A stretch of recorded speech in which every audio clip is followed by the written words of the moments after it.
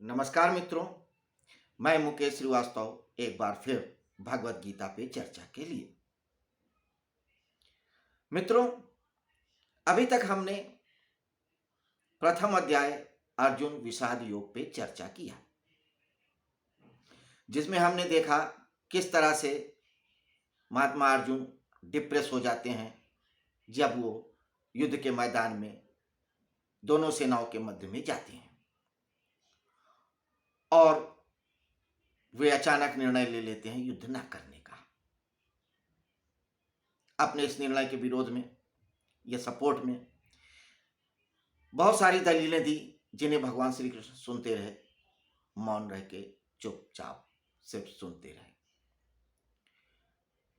इसके बाद क्या होता है ये हम देखेंगे अगले अध्याय में, यानी कि सांख्य योग पे, दूसरा अध्याय भगवत गीता का।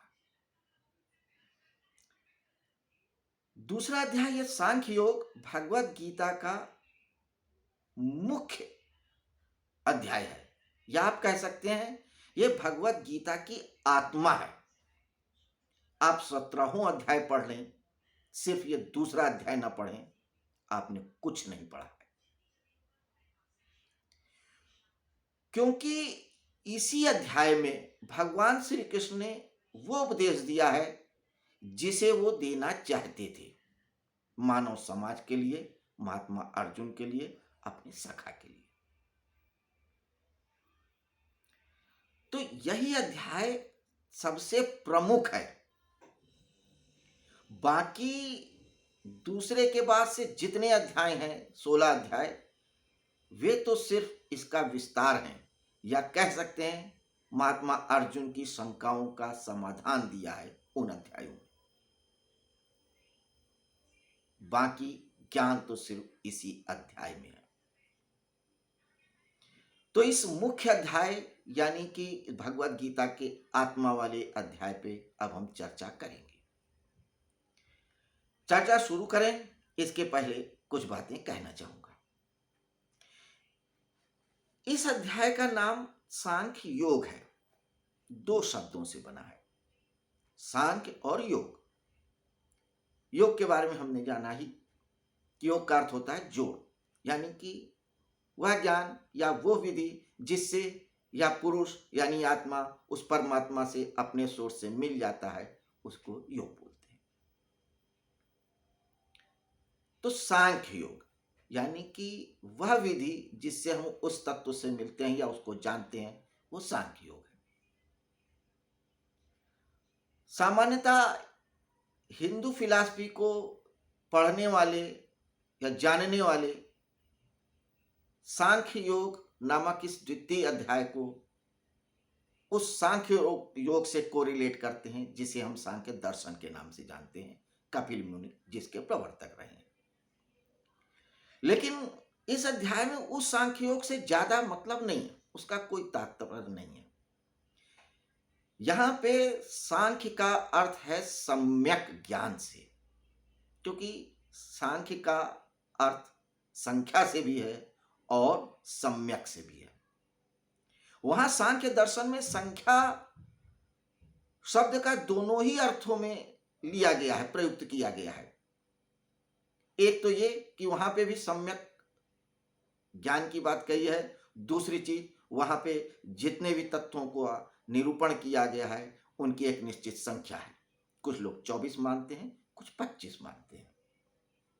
तो इसलिए उस दर्शन का नाम सांख्य दर्शन रखा गया है। चूंकि अभी हमारा विषय भगवत गीता के सांख्य दर्शन पे है, इसलिए उसकी चर्चा बाद में। यहां पे सांख्य दर्शन का तात्पर्य है सम्यक दर्शन। सम्यक दर्शन मीन्स द करेक्ट नॉलेज। क्या होता है, जितने भी दर्शन होते हैं या फिलॉसफर होते हैं, अपने अपने अनुभवों को अपने अपने हिसाब से प्रोजेक्ट करते हैं, या उनके गुरु ने या उनके धर्म में या उनकी पुस्तकों से जो ज्ञान मिला उसमें कुछ ना कुछ उनका अपना प्रोजेक्शन रहता है, मिलावट रहती है, टू द पॉइंट बात नहीं रहती है। उनका जो मन होता है या जो चाहते हैं सिद्ध करना, उसको सिद्ध करते हैं। इसीलिए यहां पे भगवान श्री कृष्ण कहते हैं सम्यक ज्ञान, द करेक्ट नॉलेज। जो जैसा है उसको वैसा ही जानो, उसमें अपना इफ और बट मत लगाओ। The correct knowledge. तो इसी सम्यक ज्ञान को बताया है भगवान श्री कृष्ण ने दूसरे अध्याय। दूसरे अध्याय में 72 श्लोक हैं और दूसरे अध्याय में 3 वक्ता हैं। पहले में भी 3 थे, राजा धृतराष्ट्र, महात्मा संजय, महात्मा अर्जुन। भगवान श्री कृष्ण नेपथ्य में थे। उन्होंने जो एक सेंटेंस बोला वो सिर्फ बताया कि उन्होंने ऐसा कहा, खुद बोलते हुए नहीं बताया गया। इस अध्याय में धृतराष्ट्र नहीं है, भगवान श्री कृष्ण है, महात्मा संजय है और अर्जुन है। नरेटर, लिसनर एंड स्पीकर, 3 लोग हैं दूसरे अध्याय में। लिसनर हैं महात्मा अर्जुन, नरेटर हैं महात्मा संजय जो नरेट कर रहे हैं धृतराष्ट्र को, और स्पीकर भगवान श्री कृष्ण। लेकिन हमने पिछली चर्चाओं में ये भी कहा था कि जितनी भी पात्र ये हमारे ही अंदर है, क्योंकि भगवान श्री कृष्ण भी यही तो कह रहे हैं अध्याय 13 में जाके। जब हम जाएंगे तो देखेंगे, इदम शरीरम कौन्ते क्षेत्रम अभिधीयते, कि हे कौन्ते, हे अर्जुन, यह शरीर ही क्षेत्रज्ञ है, क्षेत्र है। क्षेत्रम अभिधीयते, यही धर्म क्षेत्र भी है और यही कुरुक्षेत्र भी है। तो जब यही शरीर धर्म क्षेत्र भी है, कुरुक्षेत्र भी है, तो इसी के अंदर कृष्ण भी होंगे, दुर्योधन भी होंगे, दुशासन भी होंगे, अर्जुन भी होंगे और भीष्म पितामह भी होंगे। सारे के सारे पात्र होंगे। तो जब आप दृष्टा बन जाते हो, फील्ड के बाहर आ जाते हो और देखते हो, तो आपको सारे पात्र मिलेंगे, but you have to become the observer first.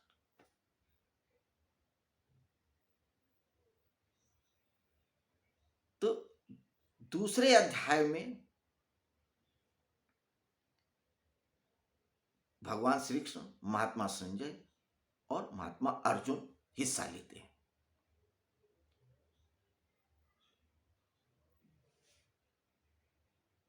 यहां पे आपको याद दिलाना चाहूंगा कि महात्मा अर्जुन डिप्रेस हो चुके हैं, युद्ध न करने के अपने निर्णय में कायम है। यहां तक कि 47वें श्लोक में उन्होंने अपने धनुष बाण भी रख दिए थे और कहा था कि अब मैं युद्ध नहीं करूंगा, भले ही करो हमारे को मार डाले, और यही बेहतर भी होगा।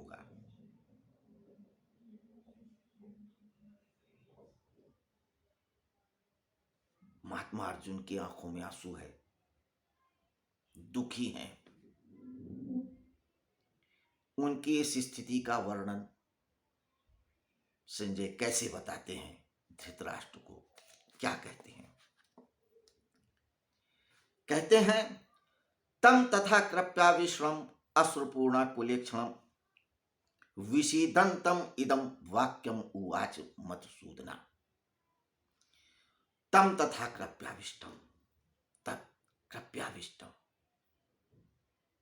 दुख से, कायरता से आविष्ट, तम तब था कृप्याविष्टम, अश्रुपूर्णा कुलेक्षणम, आंखों में आंसू लिए हुए, भरे हुए, विषीदंतम इदम, या कहते हैं वाक्यम उवाच मधुसूदना, मधुसूदन क्या कहते हैं? मधुसूदन यानी भगवान श्री कृष्ण, यानी कि भगवान श्री कृष्ण अब महात्मा अर्जुन से क्या कहते हैं? ये आगे के 2 श्लोकों में हम देखेंगे। महात्मा अर्जुन बोलते गए 28वें श्लोक से लेके 46वें श्लोक तक 18 श्लोकों में अपनी सारी बातें कही, सारे तर्क दिए। भगवान श्री कृष्ण कुछ नहीं बोलते, because he was very good listener. जब हम लिसनर होने लगते हैं तो हम भी उस कृष्ण जैसी चेतना पे पहुंच जाते हैं।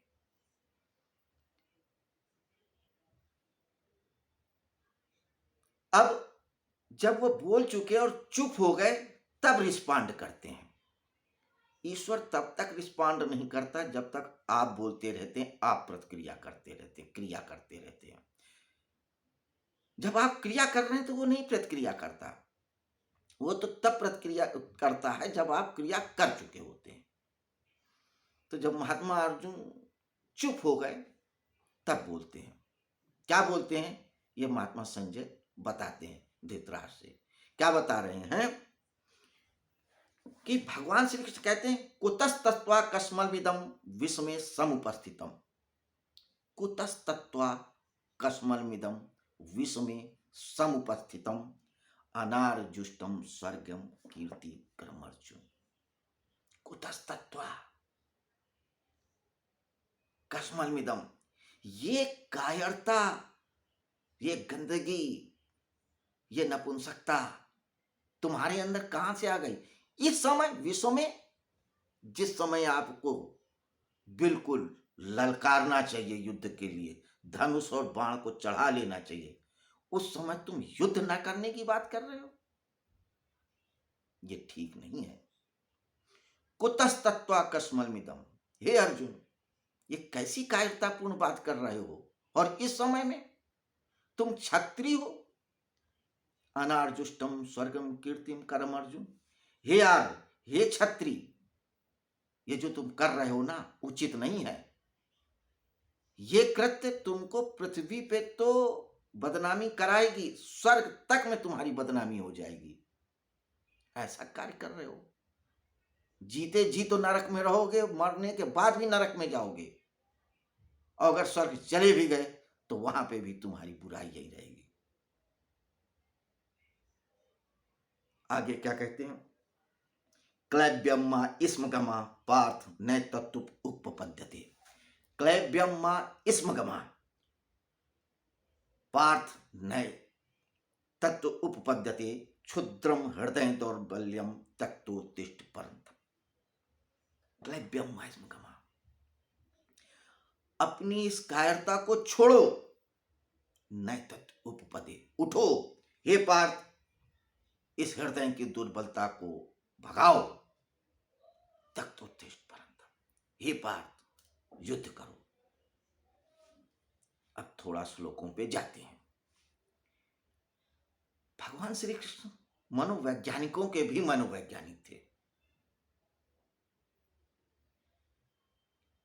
उन्होंने सारी बातें सुनी, पूरे ध्यान से सुनी, लेकिन जब बोलने आए तो उन्होंने महात्मा अर्जुन के किसी भी प्रश्न का उत्तर नहीं दिया, आउटराइट रिजेक्ट कर दिया कि तुम्हारी इन दलीलों का कोई अर्थ नहीं है, फालतू बातें हैं। ये कहा नहीं, लेकिन जो कहा उससे ये लक्षित हुआ। क्या फालतू की बातें कर रहे हो? तुम्हारी सारी प्रतिष्ठा को दांव पे लगी हुई है और तुम ऐसी बातें करते हो कायरता की। छोड़ो इसे, फिलहाल तुम युद्ध करो। प्रैक्टिकल बात, करेक्ट नॉलेज, सही बात कह रहे हैं, सम्यक ज्ञान दे रहे हैं कि इस समय यह ज्ञान की बातें करने का मौका नहीं है, युद्ध करने का समय है। युद्ध करो।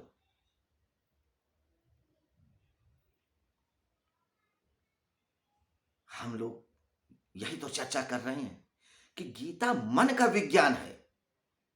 भगवान श्री कृष्ण अर्जुन की एक एक भाव भंगिमा, एक एक कृत्य पे पैनी नजर रखे हुए थे और उसी के अनुरूप वो रिस्पॉन्ड करे। अगर देखिए यहाँ पे भगवान श्री कृष्ण अगर उनके प्रश्नों का उत्तर देते तो हो सकता है कि वो फिर दूसरे और तर्क देने लगते। तो एक बार तो उन्होंने कुल्हाड़ी चला ही दी, साइकोलॉजिकल प्रेशर मार ही दिया,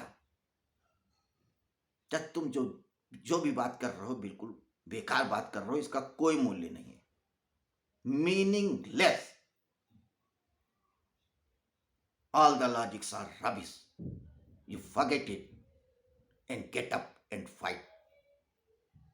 स्ट्रेट वे भगवान Shri Krishna is saying, you can say he is ordering,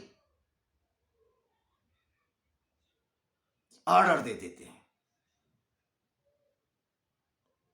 देखिए खूबसूरती, देखिए यहां पे थोड़ा सा हटके,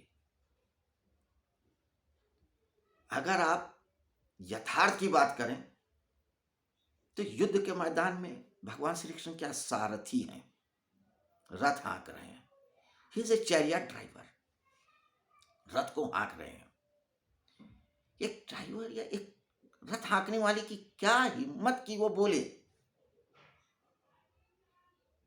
कि उठो चलो तुम युद्ध करो, तुम जो कह रहे हो बेकार है, कोई मतलब नहीं है। अर्जुन सुन रहे,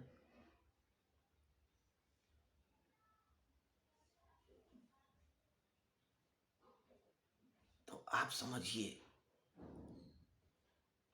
कोई रथ हाँकने वाला किसी रईस व्यक्ति या किसी का जो ड्राइवर होगा क्या ऐसा बोल सकता? नहीं। इसका मतलब कि कहीं ना कहीं भगवान श्री कृष्ण किसी और चीज का द्योतक है, महात्मा अर्जुन कुछ और है, ये सारे पात्र अपने अंदर है। तो यहां पे हमने यही देखा कि भगवान श्री कृष्ण आउटराइट रिजेक्ट कर देते हैं, क्योंकि इंपॉर्टेंस देते तो फिर उत्तर देते। अब होता क्या है कि भगवान श्री कृष्ण जब ये कहते हैं, ऑर्डर देते हैं, तो अर्जुन को कहीं ना कहीं एक झटका लगता है, वो सोचने मजबूर हो सकते कि कहीं मैं गलत तो नहीं, लेकिन फिर वो अपने तर्कों में थोड़ा बहुत रेजिस्ट करना शुरू करते हैं। लेकिन क्या रेजिस्ट करते हैं, क्या उत्तर देखते हैं, उसकी क्या प्रतिक्रिया होती है, इसमें हम बात करेंगे कल। फिलहाल इतना ही। नमस्कार।